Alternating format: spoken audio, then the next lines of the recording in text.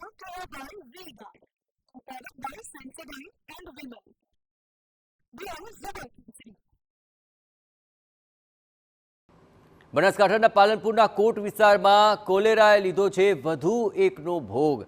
નવા મૃત્યુ સાથે કોલેરાથી અત્યાર સુધી કુલ 4 દર્દીઓના મૃત્યુ થયા છે। કોટ વિસ્તારમાં કોલેરાના વધુ 2 નવા દર્દીઓ સામે આવ્યા। આરોગ્ય વિભાગ દ્વારા કોલેરાને નિયંત્રિત કરવાના આ ઉધામાં છે। આરોગ્ય વિભાગની 25 અને પાલિકાની 10 ટીમો કાર્યરત છે। આરોગ્ય વિભાગના સર્વેમાં 236 દર્દીઓને કોલેરાની અસરનો ખુલાસો થયો છે। રોગચાળો વખરતા શહેરમાં ખાણીપીણીની લારીઓ બંધ કરાઈ હતી।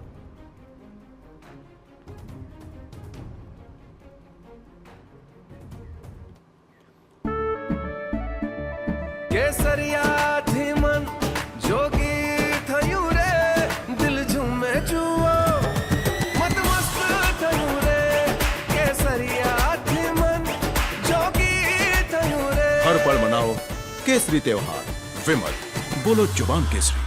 અને આ સમગ્ર મામલે વધુ વિગતે વાત કરવા માટે જોડાઈ રહ્યા છે ટીવી 9 સંવાદદાતા અતુલ। આ તમામ બાબતોમાં સૌથી મહત્વપૂર્ણ બાબત બેદરકારી છે અને તેને જ કારણે આખરે આ રોગચાળો વકરી રહ્યો છે, પણ તેની રોકથામ માટે શું કોઈ પ્રયત્ન શરૂ થયા છે અને હાલ શું પરિસ્થિતિ છે?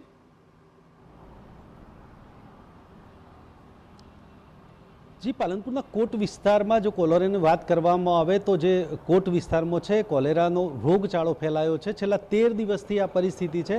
ત્યારે જે 1 જૂને આ કોલેરાના જે જૂજ કેસો સામે આવ્યા હતા, 10 જેટલા કેસ સામે આવ્યા હતા, પરંતુ જે પ્રકારે તંત્રએ બેદરકારી રાખી હતી ને તેમાં ધ્યાન ના આપ્યું હતું। ત્યારબાદ જે 6 જૂને છે આ કેસોમાં વધારો થયો અને સીધા 300 ઉપરાંત દર્દીઓ છે તે બીમાર થયા, એટલે કે લોકો બીમાર થયા। ત્યારે અત્યાર સુધી આ કોલેરામાં છે એ 4 લોકોના મોત થઈ ચૂક્યા છે। 300 થી વધારે લોકો આ કોલેરાને કારણે બીમાર થયા છે। ત્યારે મોડે પાલિકા અને તંત્ર અને આરોગ્ય વિભાગ જાગ્યું બાદ આ દર્દીઓની સારવાર શરૂ કરી હતી। તેમના સર્વેમાં 300 થી વધુ દર્દીઓ બહાર આવ્યા હતા। જ્યારે આરોગ્ય વિભાગે હવે જે કોલેરાગ્રસ્ત 16 જેટલા વિસ્તારો હતા ત્યાં અલગ અલગ 25 જેટલી ટીમો બનાવી તમામ ઘરોનું સર્વે કર્યું। જે પાણીમાં ક્લોરિનેશન હોય અથવા તો જે આરોગ્ય વિભાગ તરફથી જે દવાઓ હોય તે આ તમામ વિસ્તારોમાં આપવામાં આવી। ત્યારબાદ પાલિકાએ જે પ્રકારે સફાઈ કરી, જે ગટરો બ્લોક હતી તેનું કામ શરૂ કર્યું અને જે પ્રકારે અત્યારે પાલનપુર નગરપાલિકાની 10 ટીમો અને આરોગ્ય વિભાગની 25 ટીમો અત્યારે કાર્યરત છે।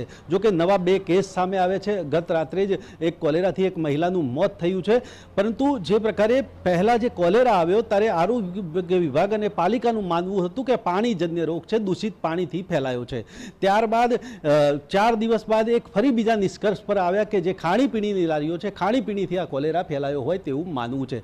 ત્યારે જે તે વિસ્તારમાં જે પાણીને લીધે હતું તે વિસ્તારમાં પાણી પણ બંધ કરી દેવામાં આવ્યું હતું, પાણીના બોર બંધ કરી દેવામાં આવ્યા હતા અને જેથી લોકોને પાણી મળ્યું નહોતું અને આજે પણ પાણીની તકલીફ છે। ત્યારે ખાણીપીણીની વાત કરીએ તો ખાણીપીણીની લારીઓ પણ સમગ્ર શહેરમાં અત્યારે બંધ કરાવી દીધી છે અને જે પ્રકારે ખાણીપીણીથી ફેલાયો હોય તેવું અત્યારે તો આરોગ્ય વિભાગ માની રહ્યો છે, પરંતુ એક નિષ્કર્ષ પર તંત્ર આવતું નથી અને કોલેરા કયા કારણે ફેલાયો હોય તે હજી નક્કી કરી શક્યું નથી। ત્યારે દિન પ્રતિદિન કોલેરાના કેસોમાં 1, 2, 9 જેટલા કેસો વધી રહ્યા છે।